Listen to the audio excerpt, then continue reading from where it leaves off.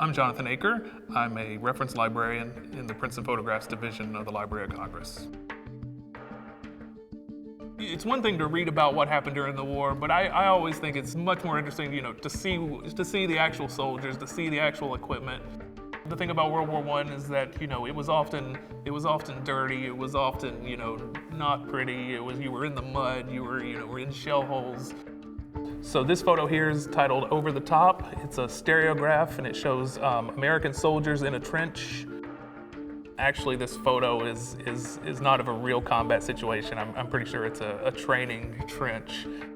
The big giveaway is that the photographer is up above the trench. He would have been able to be shot if he was standing that high up. Another giveaway is the trench is much nicer than real trenches usually were. And here where you can see the gas going off, it looks like it's probably just a smoke bomb. It was very hard to take photos in actual combat, so it was pretty common to take training photos and pass them off as real photos, but it still shows what they looked like, what they were doing. Often our photos don't have much in the way of captions or descriptions, or they're very minimal, so we have to look at the photos, try to figure out what's in them, try to figure out who the people are, where it is. So this photo here shows a Kurtis Jay 4H Jenny, a type of airplane that was used by the U.S. Army during World War I. This photo is significant because during the war, aerial combat and aerial surveillance was very key.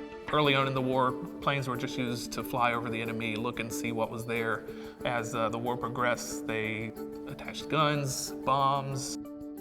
We have hundreds of thousands of photos related to World War I, both combat, home front. This is a group of African American troops marching in northwest of Verdun, which was one of the big battlefields in Europe. This may be the 92nd Division, I'm not sure, but it would be the right time and place. Contributions of African American soldiers were often overlooked. Many of the soldiers in the Army served in support positions like road crews, unloading ships, but there were quite a few who were in combat positions. As you can see, these guys here have their rifles, their helmets, their gas masks around their necks. By the date we have on the photo, they're probably going to battle pretty soon. We have a large collection of World War I photos, many of which have been digitized. They can be accessed at loc.gov. Our World War I photos, I think, just show a very important time, not just in the US, but in the entire world. There's a connection there that you can't get just reading it. You can actually see the person and get an understanding of what they're going through.